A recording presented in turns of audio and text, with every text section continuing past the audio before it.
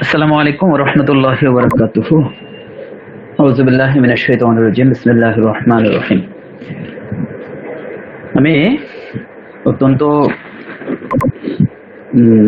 আনন্দের সাথে জানাচ্ছি আজকে হোমিও দর্পণ গ্রুপের 345তম ক্লাসে আমরা স্কিন ডিজিজের একটি অত্যন্ত গুরুত্বপূর্ণ, নট অনলি গুরুত্বপূর্ণ, আসলে এটা খুবই জটিল একটা টপিকস নিয়ে আমরা আলোচনা শুরু করতে যাচ্ছি। এটা শুধু জটিল যারা শুনছেন তাদের জন্য না, যারা বলছেন বা আমি বলছি আমার জন্য, পাশাপাশি হচ্ছে আমাদের যারা আছেন। আমি মনে করি এটা একটা জটিল কেস, যা অমরনাথ স্যার আমার মনে হয় না কোনো প্রেজেন্টেশনের আগে বা কোনো ক্লাসের আগে অমরনাথ স্যার এভাবে করে বলছেন। আজকে যেভাবে সবাইকে মনোযোগ আকৃষ্ট করছেন, সবাইকে বলছেন যে আপনারা একটু আলোচনাটা মনোযোগ দিয়ে শোনেন, ভালোভাবে শুনে নেন, প্রশ্ন করেন। আসলে এর কারণ কি? এর কারণ হচ্ছে স্যারের এক্সপিরিয়েন্স। লং টাইম থেকে যারা এগুলো নিয়ে প্র্যাকটিস করছেন, হোমিওপ্যাথি প্র্যাকটিস করছেন, স্কিন ডিজিজের এই বড় বড় যে ডিজিজগুলো বা বড় বড় প্রবলেমগুলো নিয়ে যারা কাজ করছেন, তারা বুঝতে পারেন অবশ্যই প্রবলেমগুলো কত জটিল। তো আলোচনার শুরুতেই আমি শ্রদ্ধা জানাই আমাদের শ্রদ্ধেয় অমরনাথ স্যার, পার্থ স্যার, বকুল স্যার সহ আমাদের সিনিয়র অনেক স্যাররা আছেন।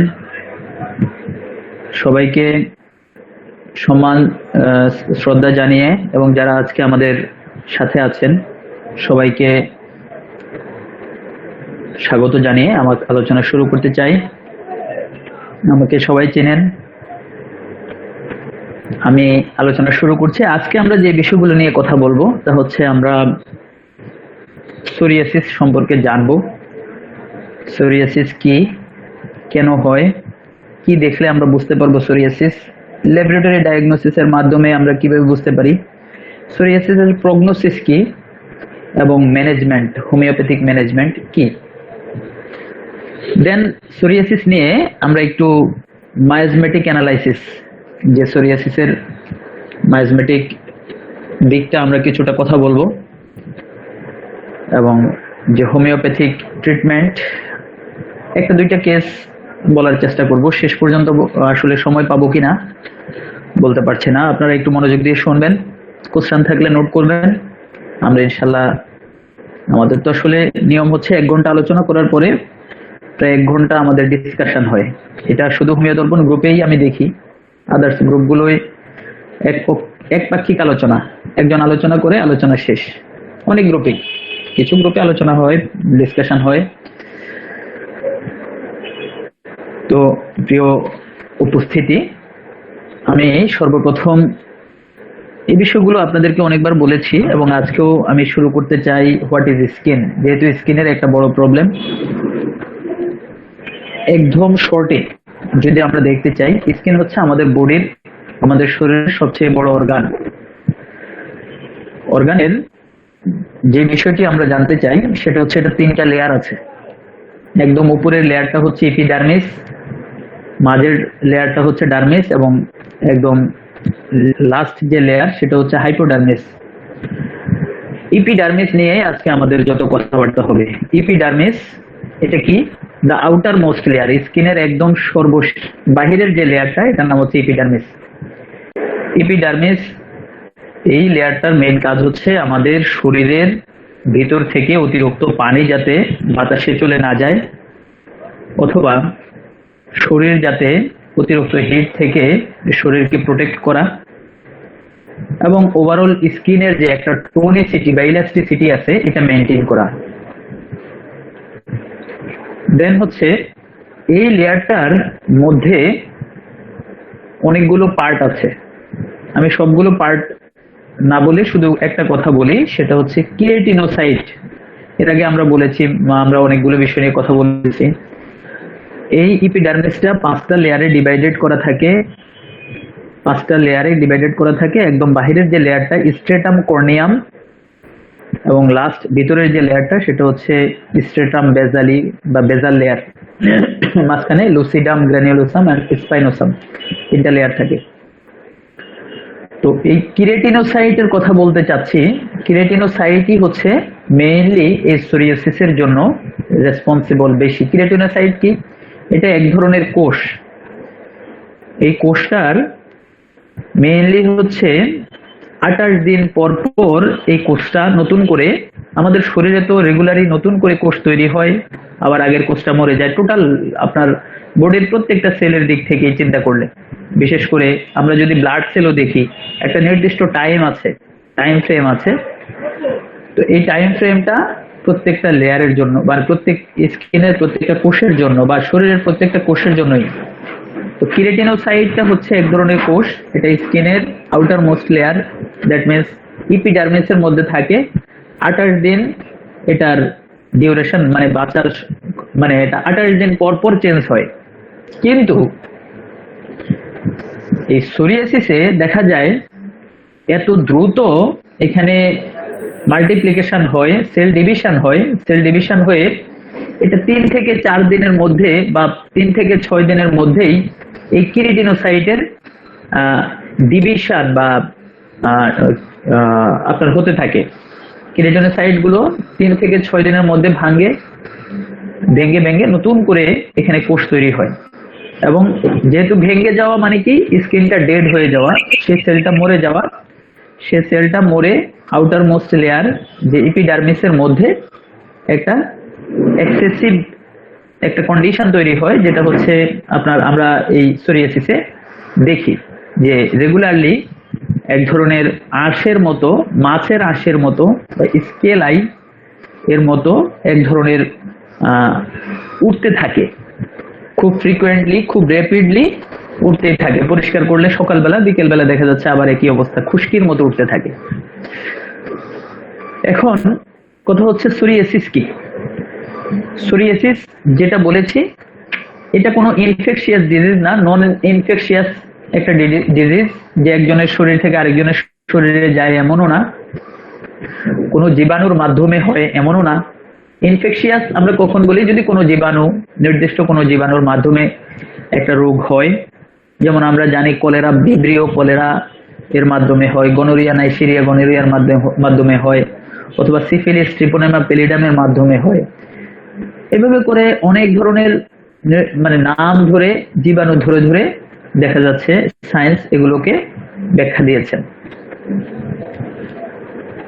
তো সোরিয়াসিস এ ধরনের কোনো নির্দিষ্ট কোনো জীবাণু নেই, জীবাণুর মাধ্যমে হয় না, এবং এটা কোনো ইনফ্লামেটরি ডিজিজও না। প্রদাহ, মানে প্রদাহ এখানে ওই রকম যে প্রদাহের, যে প্রদাহ হলে যে কন্ডিশন গুলো দেখা যায়, যে আপনার ফুলে যায়, অথবা ব্যথা হয়, অথবা জায়গাটা গরম হয়ে থাকে, অথবা লস ফাংশনটা, মানে লস অফ ফাংশন দেখা যায়, এগুলোও দেখা যায় না। তো এটাই মেইনলি হচ্ছে এখানে একটা প্লাক বা যেটা আমরা বলছি সিলভারি স্কেলস, একটা সাদা এক ধরনের আঁশের মতো স্কিন থেকে বা চামড়ার উপরের অংশ থেকে উঠে। এটাকে ডক্টর ডগলাস বলেছেন এটা হচ্ছে একটা কনস্টিটিউশনাল ডিজিজ, এবং মেইনলি এটা করে কি, কিউটেনিয়াস লেশন করে। এখন কিউটেনিয়াস লেশন কি? কিউটেনিয়াস লেশন হচ্ছে আমাদের স্কিনের যে সেল আছে, যেটাকে আমরা কিরেটিনোসাইট বলেছি, এই কিরেটিনোসাইট অথবা ইরাইথ্রোসাইট, এই সেলগুলোর জাস্ট ড্যামেজ হয়ে যে কন্ডিশনটা তৈরি হয় সেটাকে কিউটেনিয়াস লেশন বলা হচ্ছে।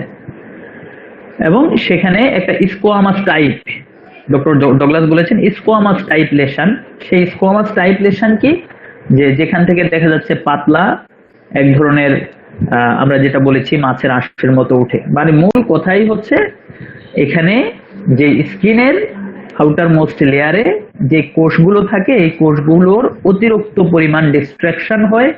সেই ডিস্ট্রাকশনের কারণে স্কিনের একদম বাহিরের লেয়ারে সেই মৃত বা ডেড সেলগুলো খুব মানে দেখা যায় খুব ফ্রিকুয়েন্টলি, যেটা নর্মাল আমাদের হেলদি বডিতে আমরা বুঝতে পারি না। আমাদেরও প্রত্যেক 28 দিন পর পরই এখানে চেঞ্জ হয়, কিন্তু সোরিয়াসিস পেশেন্টের ক্ষেত্রে আমরা বুঝতে পারি যেহেতু খুবই র্যাপিডলি এবং ফ্রিকোয়েন্টলি চেঞ্জ হচ্ছে। আচ্ছা, সোরিয়াসিস নিয়ে আমরা যদি আরেকটু চিন্তা করি, দেখা যাবে সোরিয়াসিস একটা ক্রনিক স্কিন ডিসঅর্ডার, একটা ক্রনিক কেস নিয়ে আমরা জানি ক্রনিক ডিজিজ যেগুলো হচ্ছে চিররোগ।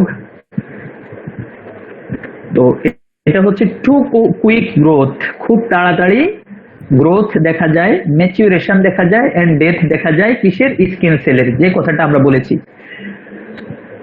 এবং এই যে গ্রোথ, ম্যাচিউরেশন এন্ড ডেথ এর মাধ্যমে কি দেখা যায়, থিক হোয়াইট, সিলভারি ও রেড প্যাচেস অফ স্কিন, স্কিনের মধ্যে আমরা এই যে যেটা বলেছি যে খুব মোটা একটা লেয়ার সাদা সিলভারের কালারের অথবা রেড প্যাচেস অফ স্কিনে আমরা দেখি। কিন্তু এটার কারণ কি?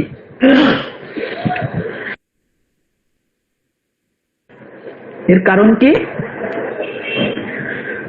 এখন পর্যন্ত সায়েন্স বা মেডিকেল সায়েন্স এটা নিয়ে অনেক গবেষণা করে দেখেছেন, একদম অ্যাকুরেট যে কারণ, exact cause of psoriasis is not known. এটা আননোন, এখনো আননোন আছে, এটা এখনো জানা যায়নি।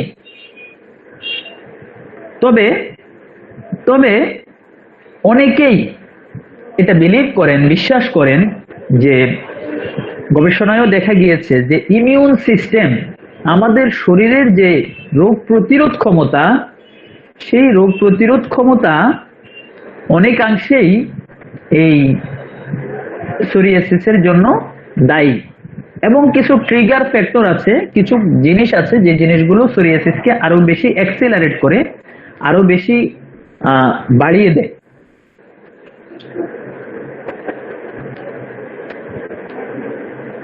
তাহলে সেই ট্রিগার ফ্যাক্টর গুলো আমরা দেখবো। তার আগে টোটাল ওয়ার্ল্ডের যত পপুলেশন আছে, জনসংখ্যা আছে, এর মধ্যে 1 থেকে 3% পেশেন্ট, 1 থেকে 3 প্রতি 100 জনের মধ্যে 1 থেকে 3 জন মানুষ সোরিয়াসিসে আক্রান্ত। 10 বছরের নিচে খুবই কম মানুষের দেখা যায়, 15 থেকে 40 বছরের মধ্যেই মেইনলি এটা দেখা যায়, এটা ডক্টর ডগলাস বলেছেন।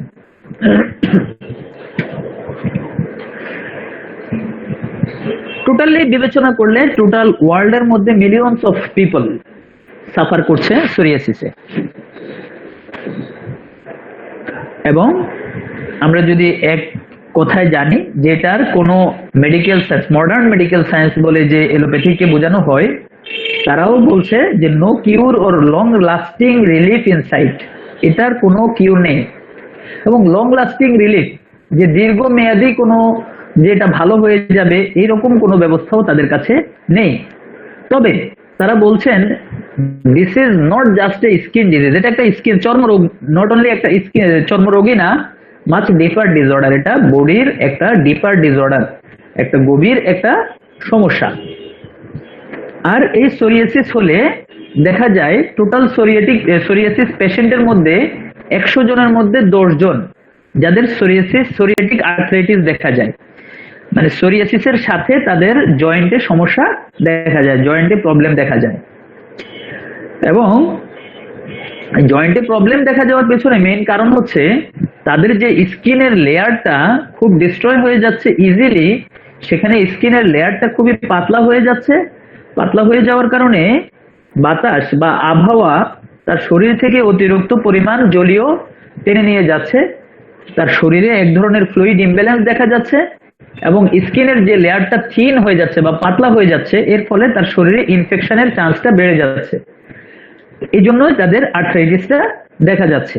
তবে সবচেয়ে বড় প্রবলেম হচ্ছে সোরিয়াসিসের পেশেন্টদের শারীরিক যতটুকু অসুবিধা, তার চাইতে সামাজিক সমস্যা সবচেয়ে বেশি, সাইকোলজিক্যাল সমস্যা সবচেয়ে বেশি। তাদের আত্মসম্মান বোধ কমে যায়, তারা সোসাইটিতে এক ধরনের আইসোলেটেড একটা কন্ডিশন, সমাজ তাদেরকে আলাদা করে দেখে, আলাদা চোখে দেখে, তারা ডিপ্রেশনের মধ্যে পড়ে যায়, স্ট্রেস অ্যাংজাইটির মধ্যে তারা পড়ে যায়। এই পেশেন্টগুলোর স্কিনের প্রবলেম যতটুকু না বেশি হয়, তাদের মেন্টাল প্রবলেমগুলো অনেক বেশি দেখা যায়। সো এই পেশেন্টরা আসলে এত বেশি ফ্রাস্ট্রেশন বা ডিপ্রেশনে পড়ে যায়, তারা তখন আসলে কি করবে? অনেক পেশেন্ট দেখা যায় সুইসাইডাল টেন্ডেন্সিও তাদের মধ্যে চলে আসে। সো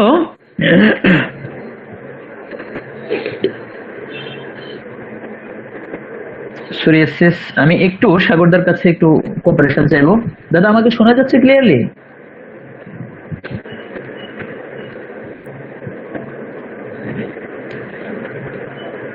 হ্যালো, আচ্ছা আচ্ছা, ওকে ওকে ওকে ওকে, ঠিক আছে, থ্যাংক ইউ। কিন্তু স্লাইড, হ্যাঁ ওকে। আচ্ছা, কজ, আমরা একটু যদি কজ দেখি, মেইনলি আমরা বলেছি যে exact cause of psoriasis is not known.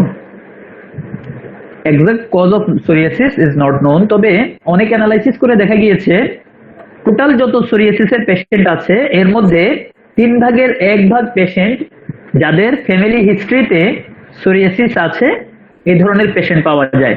1/3 family হিস্ট্রিতে psoriasis থাকে। তবে যে এটা ফ্যামিলি হিস্ট্রিতে থাকা মানে এটাকে জেনেটিক আমরা বলি, জেনেটিক ডিজিজ বা জেনেটিক ফ্যাক্টরস।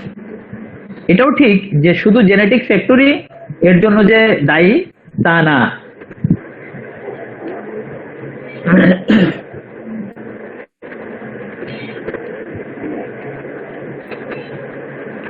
আচ্ছা, দেখা যাচ্ছে যদি দেখা যায় যে বাবা মা দুইজনেরই সোরিয়াসিস আছে, তাহলে সেক্ষেত্রে প্রায় 50% চান্স থাকে বাচ্চার সোরিয়াসিস থাকা, 50% চান্স থেকে যায়। এবং বাবা মায়ের সোরিয়াসিস নাই, এই ধরনের বাচ্চাদেরও 10% রিস্ক দেখা যায়।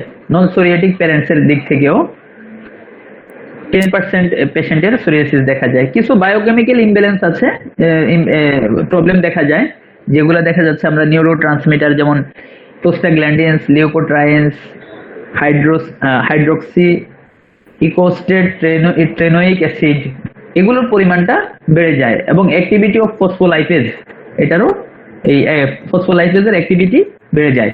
এগুলো বায়োকেমিক্যাল ট্রিগার ফ্যাক্টর। আচ্ছা, ইম্পর্টেন্ট বিষয় যেটা আমরা বলেছি সেই জিনিসটাই জাস্ট একটা চার্ট আকারে আপনাদেরকে আমি বলতে চাই। ডেভেলপমেন্ট অফ সোরিয়াসিস, সোরিয়াসিস কিভাবে শুরু হয়? প্রথমে হচ্ছে স্কিনের যে সেলের কথা বলছি আমরা, কিরেটিনোসাইট, এই কিরেটিনোসাইটের লাইফ সাইকেল যেটা বলছি 28 দিনের, এই লাইফ সাইকেলটা ছোট হয়ে যায়, গেটস শর্টার, ছোট হয়ে যায়। এবং ছোট হয়ে যাওয়ার কারণে 3 থেকে 6 দিনের মধ্যেই এই স্কিনের সেলগুলো ড্যামেজ হয়ে যায়, মরে যায়। মরে যাওয়ার কারণে ডেড সেল খুব তাড়াতাড়ি, মানে মৃত কোষ স্কিনের উপরে দেখা যায়। আর এই মৃত কোষটা যত বেশি দেখা যায় হয়, ততই তার স্কিনের উপরে আমরা স্বাভাবিকভাবে কি দেখি, স্কিনের মধ্যে যদি ময়লা জমে তাহলে কি হয়, স্কিনে একটু চুলকানি দেখা যায়, ইচিং দেখা যায়। সোরিক পেশেন্ট যারা খুব নোংরা জায়গার মধ্যে থাকে অনেক সময় দেখা যায়, বা তাদের নোংরাটে, তাদের এই স্কিনের প্রবলেমগুলো বেশি দেখা যায়। যাই হোক, তাদের এই ডেড সেলগুলো, ডেড স্কিন সেলগুলো যখন স্কিনের উপরে জমে যায়, তখন তাদের একটা ইচিং বা একটা ড্রাইনেস, একটা সিলভারি স্কেলস তাদের মধ্যে দেখা যায়। তার মানে এভাবেই সোরিয়াসিসটা মেইনলি দেখা যায়, প্রোডাকশন হয়। আচ্ছা, প্যাথোজেনেসিস এন্ড প্যাথোলজি, এটা যেটা বলেছি মেইনলি এই কথাটাই। What happens in psoriasis? আচ্ছা, সোরিয়াসিসে কি হয়, যে কি হয় এটা আপনারা অ্যান্সার অলরেডি আমি দিয়ে ফেলছি। কি হয় সোরিয়াসিসে? সোরিয়াসিস নিয়ে পেশেন্ট যখন আমাদের কাছে আসে, আমরা দেখি যে তার শরীরের কিছু জায়গায় কিছু ইম্পর্টেন্ট জায়গা আছে, যেমন স্কাল্প আছে মাথায়, অথবা আমাদের যেই জয়েন্ট গুলো আছে, জয়েন্ট গুলোতে কিছু নির্দিষ্ট জায়গায় দেখা যায় যে তাদের এই সিলভারি স্কেলস প্রোডাকশন হচ্ছে, এটা নিয়ে তারা আছে। এবং ইচিং দেখা যায়, চুলকানি দেখা যায়। আরেকটি বিষয় দেখা যায়, অনেক সময় সোরিয়াসিসের পেশেন্টের, বিশেষ করে তাদের যেখানে যেখানে ব্যান্ড আছে শরীরের, বিশেষ করে দেখেন এই পেশেন্টের হলো ব্রেস্টের নিচে, অথবা এক্সিলার নিচে, অথবা দেখা যাচ্ছে ইঙ্গুইনাল লিগামেন্টে, যে বা ইঙ্গুইনাল ক্যানেলে, ইঙ্গুইনাল যে রিজিয়ন, ওই রিজিয়নে বা কুচকিতে যে জায়গাগুলো জাস্ট ব্যান্ডিং, সেই জায়গাগুলোর মধ্যে তাদের তো মেইনলি হচ্ছে স্কিনের এই প্রবলেমগুলো প্রথম দেখা যায়। এবং সেখানে যেহেতু স্কিনের লেয়ারটা একদম পাতলা হয়ে যায়, সেখান থেকে অনেক সময় দেখা যায় একটু ব্লিডিং স্পটও দেখা যেতে পারে। সাথে সোরিয়াসিস এর পেশেন্টদের আমরা যেটা বলেছি জয়েন্টে পেইন দেখা যেতে পারে, যেটা আমরা সোরিয়াটিক আর্থ্রাইটিস আমরা বলছি। এখন কথা হচ্ছে এই সোরিয়াসিস পেশেন্টের কিছু ট্রিগার ফ্যাক্টর আছে, যে ফ্যাক্টরগুলো সোরিয়াসিসকে আরো বেশি মানে পেশেন্টের শরীরে আরো ছড়িয়ে পড়তে সাহায্য করে। সেই ট্রিগার ফ্যাক্টরগুলো কি? স্কিনের যদি ইনজুরি হয়, ইনজুরি হলে বিশেষ করে যাদের বারবার স্কিনে ইনজুরি হয় তাদের যদি সোরিয়াসিসের এই প্রবলেমগুলো থাকে, এই প্রবলেমগুলো আরো বেশি বেড়ে যায়। এমন না যে ইনজুরি হলে সোরিয়াসিস হবে, সোরিয়াসিস আছে কিন্তু এটা আরো বেশি ছড়িয়ে পড়ে বা আরো বেশি দেখা যায়। এক্সেসিভ এক্সপোজার টু সানলাইট, সূর্যের আলোতে যদি বেশি পরিমাণ কাজ করে, সূর্যের তাপে বা সূর্যের আলোতে বেশি পরিমাণ সময়ে কাজ করে। স্কিনে অনেক সময় স্ট্রেপ্টোকক্কাল ইনফেকশন দেখা যায়। অনেক সময় সোরিয়াসিসের কারণেও স্কিনের লেয়ারটা পাতলা হয়ে যাওয়ার কারণে সহজেই ব্যাকটেরিয়াল ইনফেকশনটা ছড়িয়ে পড়তে পারে। স্মোকিং অ্যান্ড এইচআইভি ইনফেকশন এগুলো একটা ট্রিগার ফ্যাক্টর হিসেবে কাজ করে। অ্যালকোহল ড্রিঙ্কার, হরমোনাল ইমব্যালেন্স বা হরমোনাল চেঞ্জ, বিশেষ করে ডিউরিং পিউবার্টি মেনোপজ, যে মহিলাদের দিক থেকে যে এবং পুরুষ মানে বিশেষ করে পুরুষদের পিউবার্টিতে, মহিলাদের পিউবার্টি এবং মেনোপজে যে হরমোনাল চেঞ্জ আছে এগুলোর দিক থেকেও দেখা যাচ্ছে এগুলো একটা ট্রিগার ফ্যাক্টর হিসেবে কাজ করে। এবং যারা ইমোশনাল এন্ড মেন্টাল স্ট্রেসে থাকে বেশি পরিমাণে তাদেরও এই সোরিয়াসিস একটা, এটাও তাদের জন্য একটা ট্রিগার ফ্যাক্টর হিসেবে কাজ করে। আবার সোরিয়াসিসের জন্য পেশেন্ট মেন্টাল স্ট্রেসে পড়ে যায়। কিছু ড্রাগ আছে, ওই ড্রাগগুলো কিন্তু রেসপন্সিবল, এবং এগুলো সবই হচ্ছে এলোপ্যাথিক ড্রাগ। আচ্ছা, psoriasis, what can psoriasis lead to? Psoriasis আসলে কি কি সমস্যা করতে পারে, যেগুলো আমরা অলরেডি বলে ফেলছি, যে ব্যাকটেরিয়াল ইনফেকশন বা ফাঙ্গাল ইনফেকশন হতে পারে, বডিতে ফ্লুইড অ্যান্ড ইলেকট্রোলাইটের ইমব্যালেন্স দেখা যেতে পারে, এবং পেশেন্ট কিছু সামাজিক সমস্যার মধ্যে পড়ে, নিজে ব্যক্তিগতভাবে তার কনফিডেন্স লেভেলটা কমে যায়, স্ট্রেসে থাকে, অ্যাংজাইটিতে থাকে, এই বিষয়গুলো বলছি।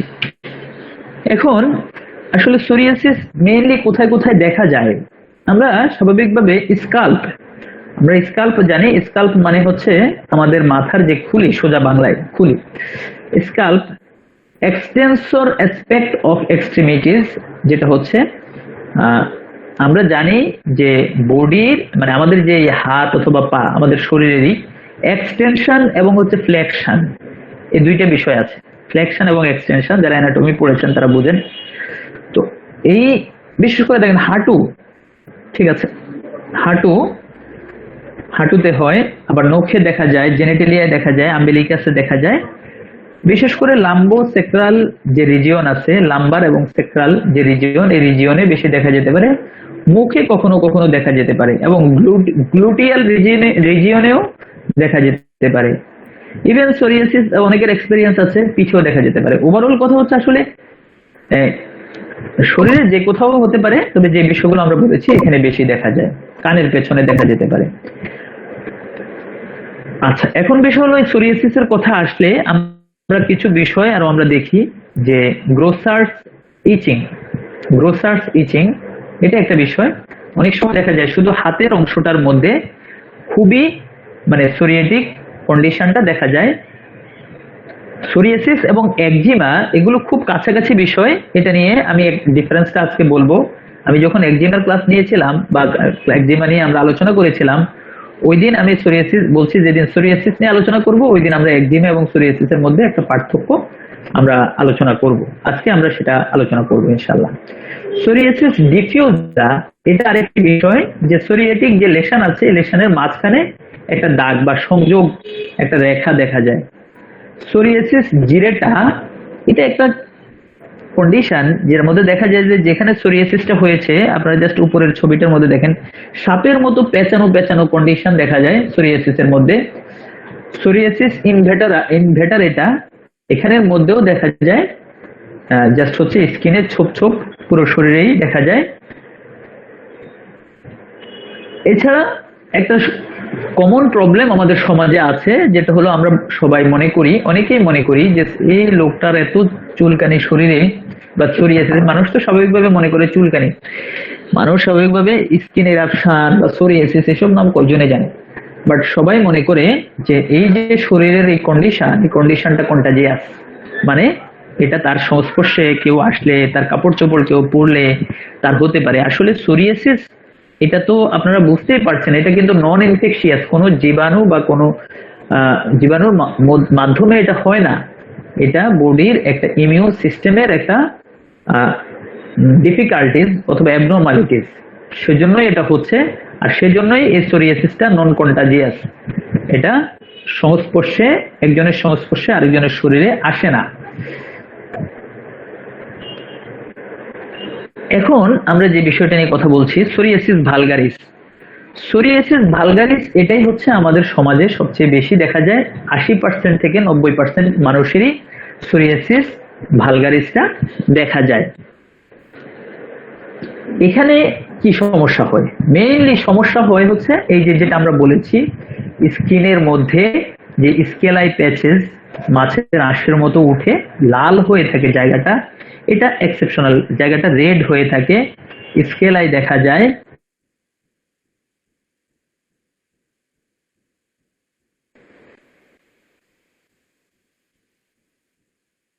কমন এই জায়গাগুলোর মধ্যে আমরা দেখি। আচ্ছা, সোরিয়াসিস ভালগারিসের পরে আমরা সেকেন্ড যে জিনিসটা দেখি, যেটা হচ্ছে গুটেড সোরিয়াসিস অথবা ড্রপ লাইক সোরিয়াসিস। গুটেড সোরিয়াসিস অথবা ড্রপ লাইক, এটা হচ্ছে মাত্র 10%। আমরা যে 80 থেকে 90% বলছি সোরিয়াসিস ভালগারিস, আর সোরিয়াসিস গুটেডটা হচ্ছে মাত্র 10 ভাগ পেশেন্টের ক্ষেত্রে দেখা যায়। গুটেড সোরিয়াসিস কি?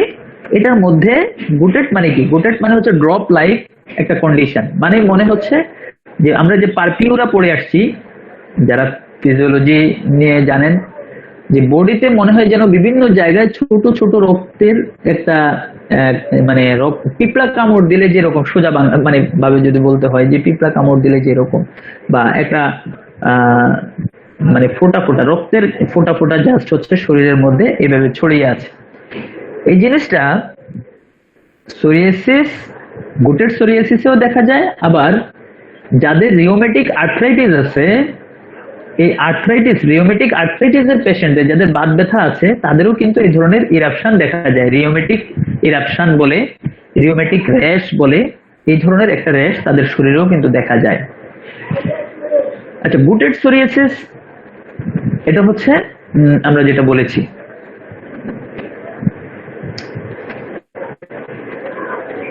এরপর হচ্ছে পুস্টিউলার সোরিয়াসিস, এটা একদম রেয়ার দেখা যায়, তবে পাওয়া যায়, রেয়ার পাওয়া যায়। পুস্টিউলার সোরিয়াসিস, এই নাম থেকে বুঝতে পারি আমরা, জাস্ট হলো এই যে আমরা একটা ছবি দিয়ে রাখছি, এই যে স্লাইডটা চেঞ্জ হয়েছে, ছবিতে দেখা যাচ্ছে যে তার শরীরে হাতের মধ্যে অনেকগুলো ইরাপশন, এবং এই ইরাপশনের সাথে কিন্তু পুজ দেখা যাচ্ছে, ইরাপশনের সাথে পুজ দেখা যাচ্ছে।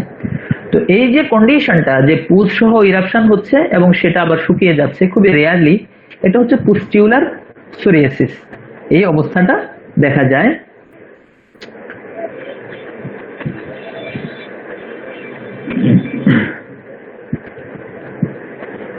আরেকটি কমন জিনিস, আনকমন, এটাও আনকমন, সেটা হচ্ছে ইনভার্স সোরিয়াসিস। ইনভার্স সোরিয়াসিস হচ্ছে এই ধরনের যে স্কিনের যে ফোল্ড গুলো আছে, এই ফোল্ডিং গুলো, বিশেষ করে এই ফোল্ডিং গুলোতে এই ধরনের কন্ডিশনটা দেখা যায়। মেইনলি হচ্ছে এটা অনেক সময় দেখা যায় জেনিটাল রিজিয়নের মধ্যে, এই ইনভার্স সোরিয়াসিসটা দেখা যেতে পারে। এটা হওয়ার পেছনে নর্মালি একটা কারণ দায়ী, এবং সেটা হচ্ছে তার এই যে স্কিনের ফোল্ড গুলো আছে, স্কিনের একটা সাইডের সাথে আরেকটা সাইডের যে ঘর্ষণ বা রাবিং এর কারণে হয়। এবং সেক্ষেত্রে আমরা আরেকটা জিনিসও জেনে আসছি, সেটা হচ্ছে ইন্টারট্রিগো, যেটা আমরা একজিমার একটা টাইপস আমরা বলেছিলাম, এই ধরনের কন্ডিশনটা আমরা দেখি। এটি একটি খুবই মানে একটা আনকমন কন্ডিশন এবং তবে ডেঞ্জারাস। ইরাইথ্রোডার্মিক সোরিয়াসিস, ইরাইথ্রোডার্মিক সোরিয়াসিস, এটা তো দেখা যায় কি, ইরাইথ্রোডার্মিক সোরিয়াসিস হচ্ছে এখানে এক্সফোলিয়েটিভ সোরিয়াসিসও বলে, মানে এটা থেকে আঁশ উঠতে থাকে, জাস্ট হচ্ছে শুধু আঁশ উঠে, যেটা আমরা টোটালি বলছি প্রত্যেকটাতেই হয়। এটার মধ্যে খুবই মানে লার্জ বড় বড় আঁশ উঠতে থাকে, এবং অনেক সময় দেখা যায় এই ইরেথ্রোডার্মিক সোরিয়াসিসের সাথে পেশেন্টের হার্টের কমপ্লিকেশন গুলো দেখা যায়।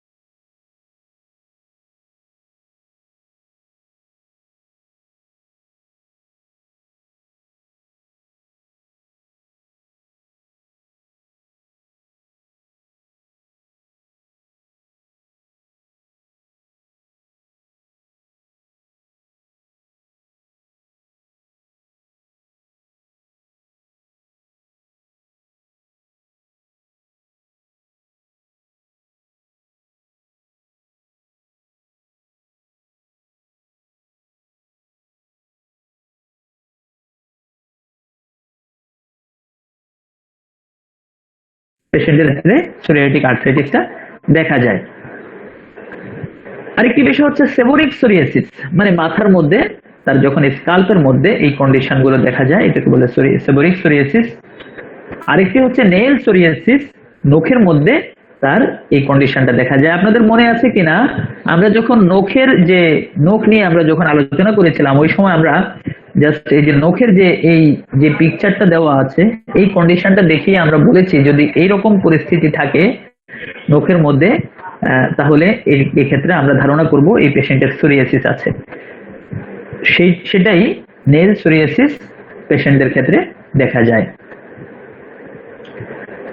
আচ্ছা, সিভিয়ারিটি অফ সোরিয়াসিস। সিভিয়ারিটি এখানে 3 ভাগে ভাগ করা হয়েছে, বিশেষ করে মাইল্ড, মডারেট এন্ড সিভিয়ার। এখানে আসলে এটা সিভিয়ারিটি বলা চলে না, এটা হলো সোরিয়াসিসের স্টেজ। একটা মাইল্ড স্টেজ আছে, একটা মডারেট স্টেজ আছে, একটা সিভিয়ার স্টেজ আছে।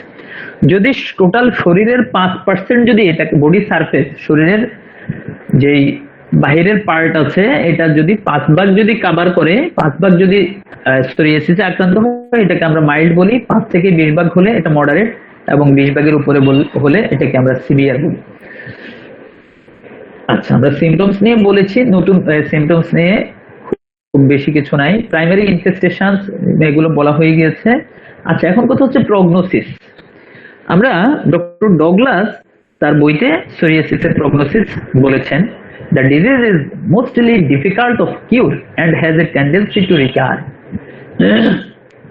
মানে কি, এই যে সোরিয়াসিসটা হচ্ছে খুবই কঠিন, এটা সারানো খুবই কঠিন, এবং এটা যদি কিছু সময় দেখা যায় একটু মানে কমে আসে, আবার রিকার করে, কমে এসে আবার এটা মানে দেখা যায় রিকার করে, রিকারেন্ট অ্যাটাক যেটাকে আমরা বলছি, রিকার করে।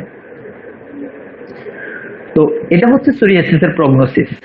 এক কথায় বলতে গেলে সোরিয়াসিস এটার পজিশনটা যেমন আননোন, তেমনি ভাবে এটা সারানোর দিক থেকেও এটা এই ডিজিজের ট্রিটমেন্ট করাটা খুবই ডিফিকাল্ট, খুবই ডিফিকাল্ট, খুবই ডিফিকাল্ট। আমরা দেখেছি সোরিয়াসিসের ট্রিটমেন্ট যারা করছেন বা সোরিয়াসিস নিয়ে যারা সাফার করছেন, তারা লাইফ লং ট্রিটমেন্ট করেই যাচ্ছেন।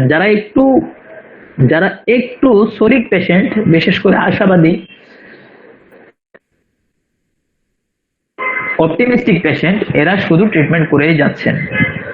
তো এই কিন্তু কোনো রেজাল্ট কিন্তু আসলে আলটিমেটলি তারা পাচ্ছেন না। কিছু অয়েন্টমেন্ট অথবা কিছু লুব্রিক্যান্ট টাইপের কিছু অথবা পেট্রোলিয়াম জেলি টাইপের বেজলিন টাইপের কিছু দিয়ে সাময়িক কোন রকম চেষ্টা করছে শাক দিয়ে মাছ ঢেকে, মানে ছেড়ে ছেড়ে দে মা কেঁদে বাঁচি এরকম একটা কন্ডিশনে তারা চলছে। আলটিমেটলি সোরিয়াসিস পেশেন্টের একদম ভালো হয়ে গিয়েছে এই সংখ্যাটা কত এটা আমরা সবাই জানি, যেহেতু আমরা সবাই এই ট্রিটমেন্টের সাথে রিলেটেড। ডায়াগনোসিস, সোরিয়াসিসের ডায়াগনোসিসটা নরমালি আমরা পেশেন্টের সিমটমস দেখেই করব। পেশেন্টের সিমটমস, এখানে কেন পেশেন্টের সিমটমস দেখে করব প্রশ্ন আসে, কেন ল্যাবরেটরি টেস্টের মাধ্যমে এখন আমাদের আমাদের অন্য আমাদের যারা কাউন্টার পার্ট আছেন, আমি কাউন্টার পার্ট বলবো না, কমপ্লিমেন্টারি পার্ট আছেন, তারা কেন এটার কোনো ল্যাবরেটরি ডায়াগনোসিস কেন নেই? আলটিমেটলি এখানে এটা একটা নন ইনফেক্ট, তারা তাদের দৃষ্টিকোণ থেকে বা এখন পর্যন্ত নন ইনফেকশিয়াস কোনো জীবাণুর মাধ্যমে হয় না বলেই দেখা যাচ্ছে এটার ওই রকম কোনো ডায়াগনোসিস করে কিছু পাওয়া যায় না। এই জন্য বলা হয় যে আমরা এটার ডায়াগনোসিসটা সিমটমস দেখেই আমরা করব। সিমটমস গুলো আমরা বলেছি যে সিমটমস গুলো দেখে আমরা করব। তবে যদি দেখা যায় এই পেশেন্টের যদি দেখা যায় যে জয়েন্ট গুলো আক্রান্ত হয়ে গিয়েছে, তাহলে আমরা আরো শিওর হয়ে যেতে পারবো জয়েন্ট আক্রান্ত হয়ে গিয়েছে। যদিও আমরা বলছি যে 1/4 পেশেন্টের জয়েন্ট আক্রান্ত হয়, কিন্তু এই 1/4 মোটামুটি আমরা একটা কনফার্ম ডায়াগনোসিস করতে পারবো অ্যাকর্ডিং টু সিমটমস। দেন আচ্ছা, এখানে সিফিলিস এবং সোরিয়াসিসের সাথে একটা রিলেশন আছে, সেটা এখানে বলা হচ্ছে। যেহেতু এখানে কনফার্ম কোনো ম্যানেজমেন্ট সোরিয়াসিসের নেই, যেটাতে দেখা যাচ্ছে যেহেতু কোনো ম্যানেজমেন্ট কনফার্ম কোনো ম্যানেজমেন্ট নেই, এই জন্য বলা হচ্ছে currently there is no cure of psoriasis. তাছাড়া আরো কিছু এলোপ্যাথিক ডক্টররা কিছু মেডিসিন, বিশেষ করে ফটোথেরাপি, ওরাল মেডিকেশন, তারা অয়েন্টমেন্ট, অনেক সময় তারা অয়েন্টমেন্ট স্যালিসাইলিক অ্যাসিড টাইপের অয়েন্টমেন্ট গুলো তারা ইউজ করে। তারপর হচ্ছে পেট্রোলিয়াম জেলি ইউজ করে, এই জিনিসগুলো করে করে তারা চলছে আর কি। অলিভ অয়েল ইউজ করতে বলে অনেকে, এইভাবে চলছে। তো এখন কথা হচ্ছে তাদের দৃষ্টিতে according to practice of medicine তারা এটার পারপোজ অফ ট্রিটমেন্ট, এই ধরনের পেশেন্ট আসলে আমরা কি, মানে আমাদের উদ্দেশ্য কি হবে, ট্রিটমেন্টের গোল কি হবে, ট্রিটমেন্টের পারপোজটা কি হবে, এটা হচ্ছে প্র্যাকটিস অফ মেডিসিনের ভাষা, এটা আমাদের ভাষা না। এবং সেই ভাষাটা কি, purpose of treatment is to slow the rapid growth of skin cells that causes psoriasis and to reduce inflammation। মানে তারা বলছে আমাদের মেইন টার্গেটই হবে এটাকে স্লো করা, স্কিনের যে গ্রোথ, স্কিন সেলের যে গ্রোথটা আছে এটাকে স্লো করা, র্যাপিড গ্রোথটাকে স্লো করা। আর র্যাপিড গ্রোথটাকে স্লো করতে পারলে তাদের ইনফ্লামেশনটাও পেশেন্টের কমে যাবে। আচ্ছা, তার পাশাপাশি স্কিনটাকে ময়েস্ট রাখতে হবে, একটু আর্দ্র রাখতে হবে, যেহেতু স্কিন থেকে একটা আর্দ্রতা সবসময় বাতাস নিয়ে যাচ্ছে বা এয়ারের সাথে চলে যাচ্ছে, বাতাসের আর্দ্রতার সাথে স্কিনের আর্দ্রতার একটা বিষয় আছে। তো এই জন্য স্কিনটাকে সবসময় ময়েস্ট রাখতে হবে। অ্যান্ড লুব্রিকেশন বা এই যে আমরা যেটা বলছি বেজলিন, অলিভ অয়েল বা পেট্রোলিয়াম জেলি, এই টাইপের এগুলো দিয়ে এটাকে জাস্ট ময়েস্ট রাখতে হবে, লোশন টাইপের কিছু দিয়ে, শ্যাম্পু টাইপের কিছু দিয়ে স্প্রে করে। আচ্ছা, প্রিভেনশনের জন্য বলা হয়েছে no way to prevent psoriasis. তবে যে রিস্ক ফ্যাক্টর গুলো আছে, এই রিস্ক ফ্যাক্টর গুলো যেমন তাদের স্ট্রেসটা কমানোর জন্য তাদের কাউন্সিলিং প্রয়োজন, সাইকোথেরাপি দেওয়ার প্রয়োজন।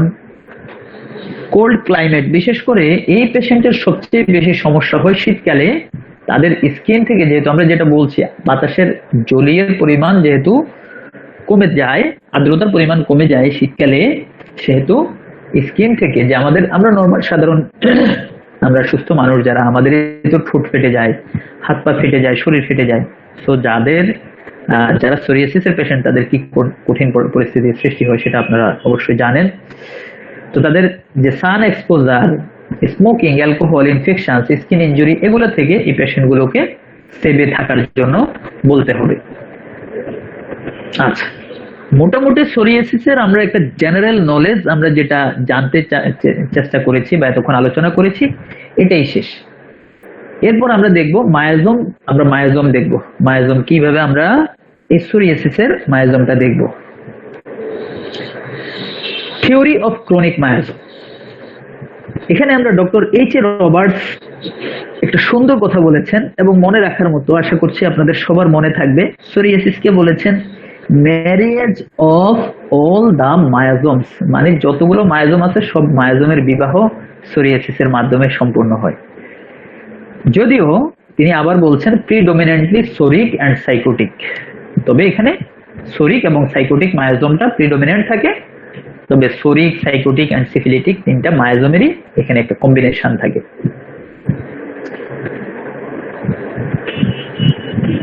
ডক্টর এইচ চৌধুরী মানে হরিমোহন চৌধুরীও একই কথা বলছেন। Psoriasis has been called the marriage of all the myosomes but its characteristic is predominantly soric and psychotic, same কথা। জেইচ অ্যালেন সোরা এবং সাইকোসিসের কথা বলেছেন, সোরা এন্ড সাইকোসিস। তবে যদি চোখের গ্রোথে হয় তিনি বলছেন সেখানে সাইকোটিক মায়াজমটা সবচেয়ে বেশি রেসপন্সিবল। আরপি প্যাটেল সোরা, সাইকোসিস, সিফিলিসের কথা বলেছেন। আমরা যদি আরো অনেকে অনেক কথা বলছেন, যদি দেখা যায় এখানে টিপি চ্যাটার্জি একটু ভিন্নভাবে বলেছেন যে সোরা, সিফিলিস, সাইকোসিস তিনটাই থাকে, যেখানে গাউটি এলিমেন্ট থাকে, যেখানে দেখা যায় যে জয়েন্ট গুলো এফেক্টেড হয়ে যায়, সেখানে সাইকোসিসটা বেশি প্রিডমিনেন্ট থাকে। এখন কথা হচ্ছে সোরিয়াসিসের মধ্যে সোরিক ম্যানিফেস্টেশনস গুলো কি কি? সোরিয়াসিসের মধ্যে সোরিক ম্যানিফেস্টেশনস হচ্ছে, প্রথম হচ্ছে স্কিন ড্রাই হয়ে যাবে, ফাইন থিন স্কেলস। এই সোরিক কন্ডিশনে দেখা যাচ্ছে একদম ছোট ছোট পাতলা পাতলা স্কেল বা মাছের আইসের মতো উঠতে থাকবে, খুশকি টাইপের উঠতে থাকবে। টেন্ডেন্সি ফর রিকারেন্স, এবং এটা বারবার হবে। আজকে আপনি সকালবেলা একটু হাত বা শরীরটুকুকে পরিষ্কার করে দিলে আবার কিছুক্ষণ পরেই দেখা যাচ্ছে আবার আগের মতো অবস্থা তৈরি হচ্ছে। এবং পারসিস্টেন্ট ইচিং, রেগুলার তার একটা চুলকানি এর মধ্যে দেখা যাবে। ভেরি লিটল সেপারেশন, খুব কম এখানে দেখা যাচ্ছে একটু ঘা টাইপের দেখা যাবে। এবং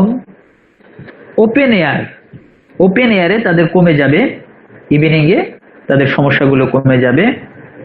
আর সোরিক পেশেন্টের স্ক্র্যাচিং এর পরে তাদের একটা বার্নিং, একটা জ্বালা পোড়া তাদের মধ্যে দেখা যাবে।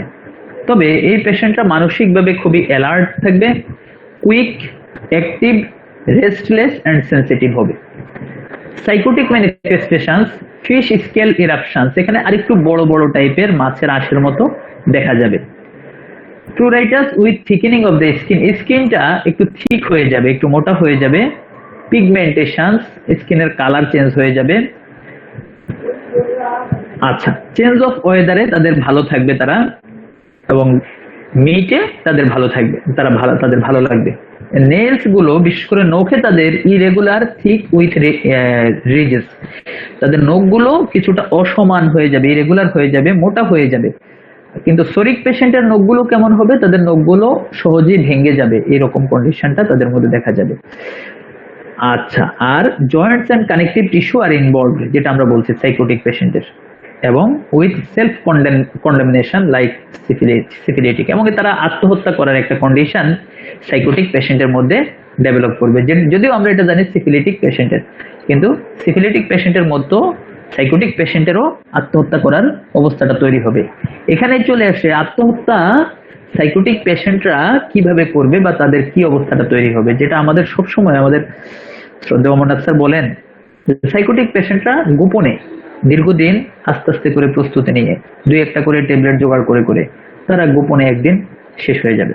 আর সিফিলিটিক পেশেন্ট হুটহাট ডিপ্রেশনে ভুগে হঠাৎ করে তারা আত্মহত্যা করবে, এবং সাথে তাদের শরীরে তারা আত্মহত্যা করেছে যে এক ধরনের একটা ডিস্ট্রাকটিভ একটা কন্ডিশন তাদের শরীরের মধ্যে, তারা যেমন তারা গুলি করে আত্মহত্যা করতে চায়, তারা নিজের গলায় নিজে ছুরি চালিয়ে আত্মহত্যা করতে চায়, যারা ট্রেনের নিচে জাপ দিয়ে আত্মহত্যা করছে, এই কন্ডিশন গুলো সাইকোটিক পেশেন্টের মধ্যে সিফিলিটিক পেশেন্টের মধ্যে দেখা যাবে। সোরিক পেশেন্টও কিন্তু আত্মহত্যা করতে চায়, তবে আত্মহত্যা করার সাথে সাথে তারা আবার ভয় ভয় পাবে, ইচ্ছে হবে কিন্তু ভয় পাবে, এই পরিস্থিতিটা তাদের মধ্যে দেখা যাবে। একটা রিলিজিয়াস একটা কন্ডিশন তাদের মধ্যে কাজ করবে, যার ফলে তারা একবার আত্মহত্যা করতে চাইবে, আবার রিলিজিয়াস বিষয়টা চিন্তা করে মনে করবে মনে তো চায় কিন্তু আল্লাহ তাআলা তো নিষেধ করছেন। এই অবস্থাটা সোরিক পেশেন্টের মধ্যে দেখা যাবে।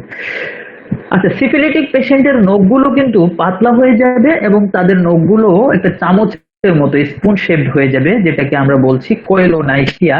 এই কন্ডিশনটা মানসিকভাবে তারা খুবই ডালনেস তাদের মধ্যে ডেভেলপ করবে, স্টুপিড, স্টুপবর্ন, সালেন বা মরোজ, এই কন্ডিশনগুলো তাদের মধ্যে দেখা যাবে। তারা ডিপ্রেসড হবে এবং কন্ডেমড দেমসেলফস, যেটা আমরা বলেছি। এবং লিওকোরিয়া বা ক্যাটেরা এগুলোর মাধ্যমে এই পেশেন্টগুলোর মানে আচ্ছা, ন্যাচারাল ডিসচার্জে সোরিক পেশেন্টরা ভালো থাকবে, আর ন্যাচারাল ডিসচার্জে সিফিলিটিক পেশেন্টদের কষ্ট আরো বেড়ে যাবে। আচ্ছা, টিউবারকুলার ডায়াথেসিসে অনেকগুলো বিষয় আছে। সবচেয়ে বিষয় হলো টিউবারকুলার ডায়াথেসিসের পেশেন্টদের রিকারেন্ট অ্যাটাক, পিরিওডিসিটি, অল্টারনেশন, মানে তাদের দেখা যাবে হিমোরেজিক একটা অবস্থা তাদের মধ্যে দেখা যাবে। আচ্ছা, এখন আমরা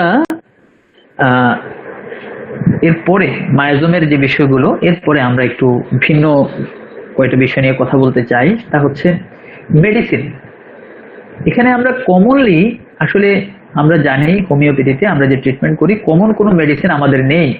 তবে টোটাল রেপার্টরি গুলো বা মেটামেডিকা গুলো ঘাটাঘাটি করার পরে দেখা যায় যে মেডিসিন গুলো একটু বেশি কাজ করে বা বেশি চিন্তা করা যায়, সেই মেডিসিন গুলোর একটা তালিকা এখানে আছে।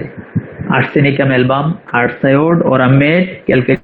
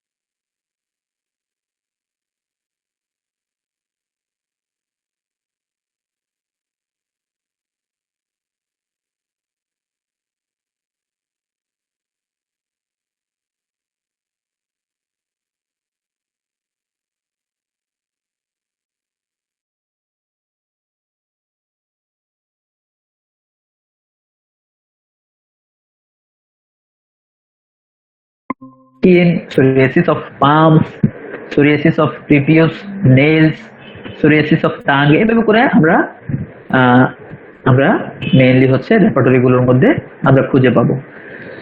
পাশাপাশি জেনারেলিটিস চ্যাপ্টারে গেলে pain bones accompanied by psoriasis, যেটা আমরা সোরিয়াটিক আর্থ্রাইটিস এর কথা বলেছি। Pain bones accompanied by psoriasis, skin eruptions, psoriasis accompanied by head pain in, মাথা ব্যথার সাথে যদি তার সোরিয়াসিসটা দেখা যায়। Skin eruption, psoriasis children in, বাচ্চাদের ক্ষেত্রে। এইভাবে করে আমরা মোটামুটি রুব্রিক গুলো আমরা এইভাবে করে রেপার্টরিতে আমরা খুঁজে পাবো। এখন কথা হচ্ছে হোমিওপ্যাথিক ম্যানেজমেন্ট। আমরা এখন যে বিষয়গুলো নিয়ে আলোচনা করব, এটাই হচ্ছে আমাদের জন্য সবচেয়ে বেশি জরুরি। আগে যেগুলো নিয়ে আলোচনা করেছি এগুলো অবশ্যই জরুরি, তবে এখন আমরা যেগুলো নিয়ে কথা বলবো এগুলো হচ্ছে সবচেয়ে বেশি জরুরি। সো আমরা বলছি, আমরা যদি এর আগেও আমরা যখন একজিমা নিয়ে আলোচনা করেছিলাম বা অন্যান্য সময় আমরা আলোচনা করেছি, আমরা স্কিন নিয়ে এক কমন কথাগুলো আমরা বলেছি। আজকেও আমি চেষ্টা করব, আবার কিছু জিনিস রিপিট হবে কিন্তু তারপরেও আমাদের যাতে মনে থাকে। আচ্ছা, scope of improvement using homeopathy, আমাদের কতটুকু স্কোপ আছে এই মানে স্কিন ডিজিজ বা সোরিয়াসিস হোক, একজিমা হোক বা এই ডিজিজগুলো ট্রিটমেন্ট করার ক্ষেত্রে আমাদের স্কোপ কতটুকু আছে। প্রথম কথা হচ্ছে আমাদের তো স্কোপ অবশ্যই আছে। Homeopathy has a good scope in treating recently detected cases of mild and moderate. আচ্ছা, এটা একজিমার ক্ষেত্রে বলা হয়েছে। সোরিয়াসিসের ক্ষেত্রেও সেম কথা, আমাদের স্কোপ আছে, এবং সেক্ষেত্রে আমরা একটু সময় কিন্তু লাগবে, লং টাইম। স্কিন ডিজিজের পেশেন্টদের সবচেয়ে বেশি সমস্যা হচ্ছে তারা আমাদের কাছে যখন আসে তখন তারা সময় দিতে চায় না। হুটহাট এসেই একবার খাওয়ার পরে, আর সমস্যা হচ্ছে, সবচেয়ে বড় সমস্যা হচ্ছে যারা ওভার সেন্সিটিভ পেশেন্ট, বিশেষ করে সোরিক পেশেন্ট, এগুলো তো সোরা তো প্রিডমিনেন্টলি থাকে। অনেক সময় দেখা যাচ্ছে তাদের শরীরে মানে মানে তারা ওভার সেন্সিটিভ হওয়ার কারণে তাদের ডিজিজ গুলো অ্যাগ্রাভেশন করে, তাদের প্রবলেম গুলো খুবই বেড়ে যায় ওষুধ খাওয়ার পরে।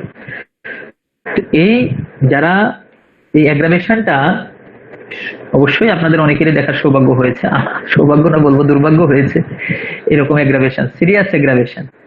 তো সে সময়ে আমাদের পার্থ স্যার বলতেন, এরকম একটা পেশেন্টের কথা বলছিলেন যে অ্যাগ্রাভেশন হওয়ার পরে পেশেন্ট আসছে স্যারকে এসে জিজ্ঞেস করছে বা অ্যাটাক করছে, বা হয়তো মৌখিকভাবে অ্যাটাক করছে যে আপনি যেহেতু এটাকে বাড়িয়ে দিয়েছেন এখন আপনি কমান।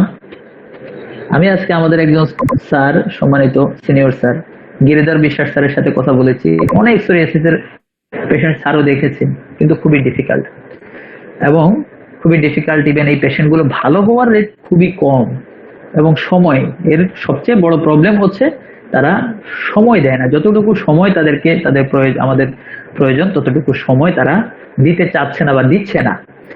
আর একটু অ্যাগ্রাভেশন হলেই যে কিভাবে এটাকে দ্রুত সাপ্রেস করা যায়, চাপা দেওয়া যায়, হ্যাঁ, এই জিনিসটা তাদের মধ্যে কাজ করে। আর আমরাও মেডিসিন গুলো দিচ্ছি, আমরাও আসলে আরো বেশি যদি নলেজেবল হতাম বা আরো বেশি এক্সপার্ট হতাম, আরো বেশি এক্সপিরিয়েন্স হতে পারতাম, তাহলে আমরা হয়তো অ্যাগ্রাভেশনটাকে অনেকটাই আমরা কমাতে পারতাম। বিভিন্ন ভাবে মেডিসিনকে কাপিং করে করে করে করে মেডিসিনের পাওয়ার, ডোজ, পেশেন্টের ভাইটাল ফোর্স, অনেক কিছু চিন্তা ভাবনা করে আমরা ডোজটা যদি অ্যাডজাস্ট করে দিতে পারতাম, অথবা এই বিষয়গুলো আমরা আরো বেশি চেষ্টা করব বা আমরা করছি। অলরেডি হোমিও দর্পণের মাধ্যমে আমরা অনেক কিছু শিখছি এবং চেষ্টা করছি। তো বিষয় হচ্ছে এই সোরিয়াসিসের পেশেন্টের ট্রিটমেন্ট করার জন্য আমাদের প্রায় বছরের বেশি সময় লাগতে পারে, যদিও ট্রিটমেন্টের যে টাইম এবং ট্রিটমেন্ট অপশন বা প্যাটার্ন এগুলো পেশেন্ট টু পেশেন্ট অবশ্যই ভেরি করে। আচ্ছা, এর মধ্যে আমি একটু আপনাদেরকে বলে দিতে চাই একজিমা এবং সোরিয়াসিস এই দুইটার মধ্যে পার্থক্য। আচ্ছা, একজিমা এবং সোরিয়াসিস এই দুইটার মধ্যে প্রথম পার্থক্য হচ্ছে একজিমায় পেশেন্টের প্রচুর চুলকানি থাকে, কিন্তু সোরিয়াসিসে চুলকানিটা কম থাকে, মাইল্ড আর ইচিং, চুলকানিটা কম থাকে। আচ্ছা, একজিমার ক্ষেত্রে দেখা যায় যে কিছু পেশেন্ট এই মানে চুলকানিটা অনেক বেশি থাকার কারণে তারা স্ক্র্যাচিং করে তারা দেখা যাচ্ছে ব্লাড পর্যন্ত বের হয়ে যায় এবং বার্নিংটা এই পেশেন্টদের ক্ষেত্রে দেখা যায়।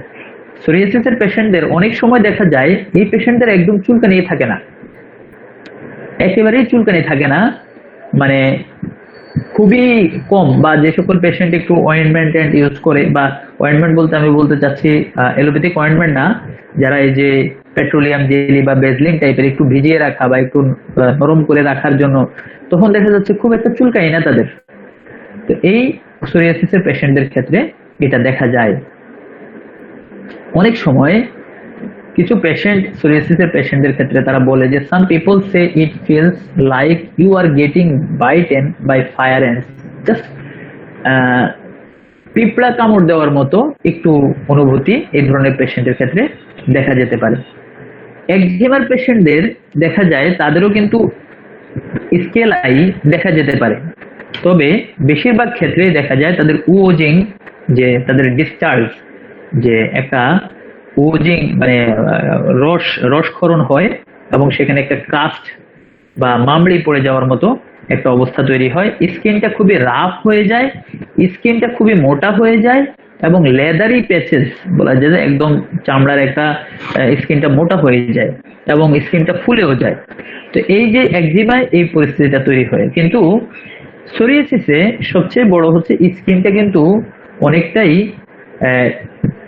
আপনার থিকারের চাইতে থিনার বেশি হয়, যেহেতু তার স্কিনের ডেড সেলগুলো খুব ফ্রিকোয়েন্টলি এখান থেকে চলে যাচ্ছে বা সরে যাচ্ছে, সেজন্য থিনার বা পাতলা হয়ে যেতে পারে বা পাতলা হয়ে যায়, এবং স্কেলাইটও এখানে অবশ্যই থাকে।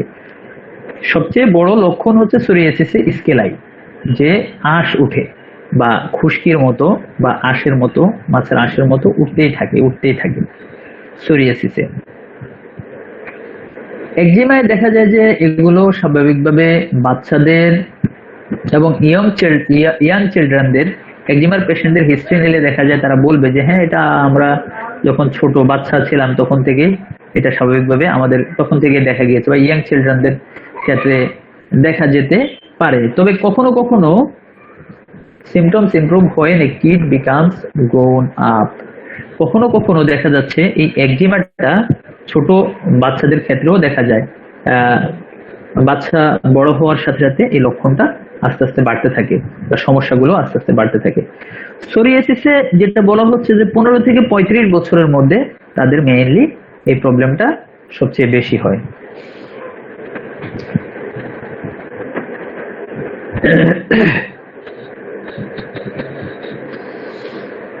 এগুলো মোটামুটি আমরা বলেছি।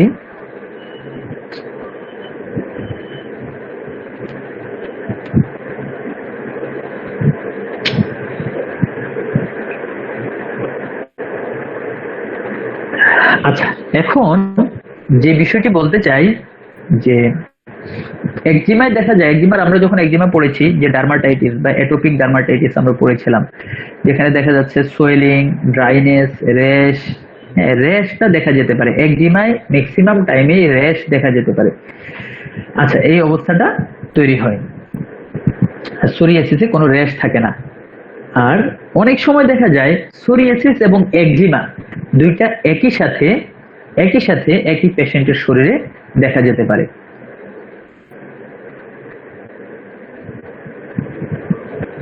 আচ্ছা, এখন কথা হচ্ছে এই পেশেন্টের ট্রিটমেন্ট করার ক্ষেত্রে যারা ডার্মাটোলজিস্ট আছেন বা এলোপ্যাথিক ডক্টর আছেন, তারা স্বাভাবিকভাবে কিভাবে চিন্তা করেন? তারা মনে করেন যে এটা স্বাভাবিকভাবে স্কিনের একটা বিষয়, এই জন্য স্কিনমেন্ট, টপিক্যাল এজেন্টস এগুলো দিয়েই ট্রিটমেন্ট করার জন্য তারা চেষ্টা করেন, রেগুলার এগুলো দিয়েই ট্রিটমেন্ট করেন। কিন্তু আমরা হোমিওপ্যাথিক ডক্টররা আমরা কি চিন্তা করি? আমরা এটা বলেছি, এর আগেও বলেছি, আজকেও বলছি যে স্কিনকে বলা হয়েছে আমাদের টোটাল শরীরের একটা মিরর বা আয়না স্বরূপ।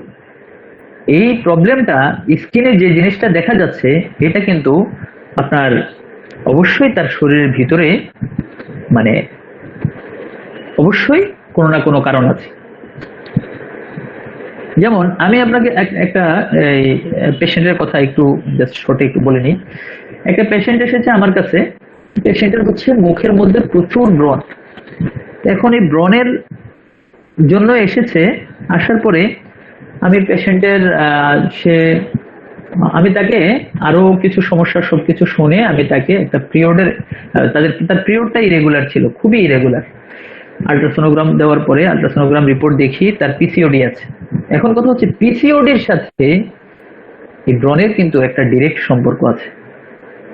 পিসিওডি যাদের আছে, এই সিস্টগুলো তারা কিন্তু এই অ্যান্ড্রোজেন হরমোন বা সেক্স হরমোনকে, এটা একটা ট্রিগার ফ্যাক্টর, সেক্স হরমোনকে বাড়িয়ে দেয়। সে বাড়িয়ে দেওয়ার কারণে তাদের এই সিবেসিয়াস গ্ল্যান্ডের সিক্রেশন কিন্তু বেড়ে যায়। তাহলে আমরা যদি এই ব্রণের জন্য উপরে দিয়ে মলম ইউজ করি, বা একজিমাও বা সোরিয়াসিস, আমরা সোরিয়াসিস নিয়ে আজকে কি পড়লাম? ইমিউন সিস্টেম বা ইমিউন ফ্যাক্টর এর জন্য রেসপন্সিবল। তাহলে আমরা যদি উপরে দিয়ে যতই টপিক্যাল ইউজ করি, আসলে এই পেশেন্ট ভিতর থেকে ইন্টারনাল ট্রিটমেন্ট যদি না হয়, এই পেশেন্টগুলো কোনোভাবে ভালো হবে না। আমরা বার্নেটের একটা কথা বলি যে when a person's skin becomes diseased, the roots have got down on the clay. যখন দেখা যায় যে কোনো একটা পেশেন্টের স্কিনটা অসুস্থ, তাহলে বুঝতে হবে তার যে রুটটা অনেক ভিতরে, অনেক ভিতরে। যাই হোক, আমরা একটা পেশেন্টকে ট্রিটমেন্ট করার ক্ষেত্রে আমরা কি করব? আমরা একদম পেশেন্টের টোটাল কেস টেকিং করব, কমপ্লিট কেস টেকিং করে একটা পেশেন্টকে একটা মেডিসিন আমরা দিব। আজকে আমাদের শ্রদ্ধেয় স্যার গিরিধর বিশ্বাস স্যারের সাথে আমার একটু কথা হয়েছিল। স্যার আমরা যেহেতু সালভার পড়াচ্ছি, তার একটা কেস বলেছেন, কেসটা একটু শেয়ার করছি যেহেতু এটার সাথে রিলেটেড। কেসটা হচ্ছে এরকম, পেশেন্ট অ্যানোরেক্সিয়া যত সম্ভব, পেশেন্ট কিন্তু খেতে পাচ্ছে না, এরকম প্রবলেম। তো স্যার যদি থাকেন স্যার হয়তো আমাকে একটু সংশোধন করে দিবেন। যাই হোক, এখন এই প্রবলেমের জন্য স্যার টোটাল কেস টেকিং, যে কত হচ্ছে প্রবলেম, যাই হোক টোটাল কেস টেকিং করে স্যার পেশেন্টকে মেডিসিন দিয়েছেন হলো সালফার, জাস্ট জেনারেল সিমটমসের উপরে বেস করে দিয়েছেন, পেশেন্টটা ভালো হয়ে গিয়েছে। এটাই অনেকেরই এক্সপিরিয়েন্স আছে, এই বিষয়গুলো অনেকেই ওইভাবে বলবেন। তো টোটাল হচ্ছে আমরা একটা পেশেন্টের কমপ্লিট থরো কেস টেকিং এর পরে হচ্ছে আমরা অ্যাকর্ডিং টু 153 আমরা যে সিমটমস গুলো ডক্টর হ্যানিম্যান বলেছেন আমাদেরকে গুরুত্ব দিতে, more striking, strange, unusual, peculiar symptoms, এই কথাগুলো উনি বলেছেন। তো ওইগুলো দিয়ে আমরা পেশেন্টের জন্য একটা মেডিসিন সিলেকশন করব। সেটা ইমিউন সিস্টেমের প্রবলেমের জন্য হয়েছে, নাকি ইনফেকশিয়াস ডিজিজ, নাকি ইনফ্লামেটরি ডিজিজ, নাকি দ্যাটস হোয়াটএভার।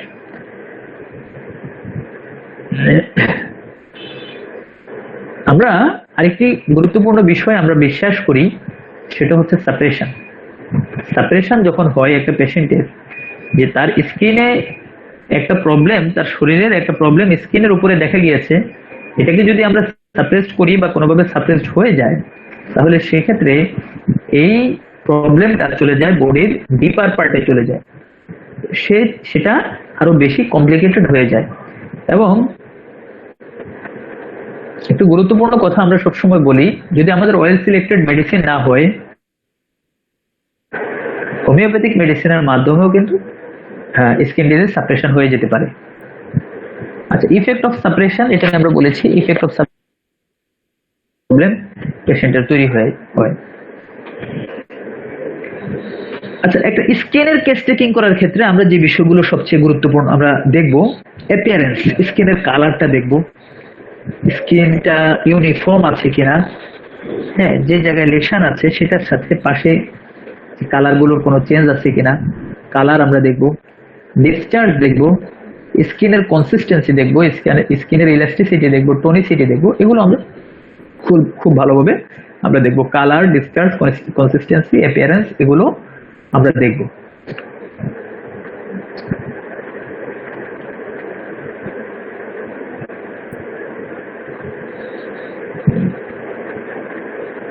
আচ্ছা, যদি আমরা একটা পেশেন্ট পেলে এইভাবে যদি আমরা খুব ভালোভাবে কেস টেকিং করে আমরা পেশেন্টটাকে খুব ভালোভাবে অ্যানালাইসিস করে আমরা পেশেন্টের জেনারেল সিমটমস, মেন্টাল সিমটমস এবং পেশেন্টের মায়াজমেটিক অ্যানালাইসিসটা কমপ্লিট যদি করে আমরা পেশেন্টটাকে মেডিসিন দিই, আশা করছি ইনশাল্লাহ এই পেশেন্টটা ভালো হয়ে যাবে, এবং যে কোনো ধরনের যে ডিজিজ নিয়ে আসুক। এরপরে একটা শুধু পুরো কেস তো আর বলা যাবে না, একটা case doctor Rajan Sankaran owner the substance of homeopathy এই বইতে উনি লিখেছেন সোরিয়াসিসের কেস, যে পেশেন্টটাকে উনি কেলিয়াম আর্সেনিকোসাম মানে কেলিয়ার্স দিয়ে এই পেশেন্টটাকে ভালো করেছেন। অনেক বড় কেস, পুরো বলতে গেলে অনেক সময় লাগবে, আমি শুধু রুব্রিক গুলো বলছি, যে রুব্রিক গুলো উনি নিয়েছেন। Fair, alone, people, death, alone, people, death, এই তিনটা জায়গাতে সে একা থাকলেও ভয় পায়, মানুষের সংস্পর্শে আসলেও ভয় পায়, মৃত্যু ভয়টাও তার মধ্যে কাজ করে। ফ্রাইটেন্ড অ্যাট ট্রিফলস, সামান্যতে সে ভয় পেয়ে যায়। কিল, সাডেন ইম্পালস টু, তার হঠাৎ করে মানে একটা ইম্পালস মনের মধ্যে আসে হত্যা করার। Insanity, behaves like a crazy person, একটা পাগলামি একটা আচরণ তার মধ্যে থাকে, যে খুবই উত্তেজিত মানুষের মতো। সাসপিশিয়াস, সন্দেহজনক। ভায়োলেন্ট টু হিজ ফ্রেন্ডস, এবং ভায়োলেন্ট টু হিজ ফ্রেন্ডস, তার যে বন্ধু বান্ধব আছে তাদের ক্ষেত্রে তাদের ব্যাপার সাথে সে খুবই ভায়োলেন্ট, খুবই মানে প্রচন্ড তার অ্যাটিটিউড বা বিহেভ এগুলো। তো সে তাতে সিঙ্গেল সিমটমস, কেলিয়ার্স সিঙ্গেল সিমটমস হিসেবে আছে। Dreams of death body, misfortune or fire, এই রুব্রিক গুলোকে কনসিডার করে উনি ক্লিয়ার্স দিয়েছেন, এই পেশেন্টটা ভালো হয়ে গেছে। আচ্ছা, রাজন শঙ্করের আরেকটা কেস, শুধু মেডিসিন বলছি, এখানে আর বেশি কিছু বলবো না, সেটা হচ্ছে ব্যারাইটা সালফ দিয়ে উনি ভালো করেছেন। এটা আপনার সাবস্টেন্স অফ হোমিওপ্যাথি, এই বইটি, এই বইটির মধ্যে উনি এই দুইটা কেসের কথা বলেছেন। আচ্ছা, আমরা আজকে যতটুকু সময় আলোচনা করলাম, সোরিয়াসিস যদিও খুবই কমপ্লিকেটেড একটা প্রবলেম পেশেন্টের, আশা করছি আমি মৌলিক কথাগুলো আপনাদেরকে বলার চেষ্টা করেছি।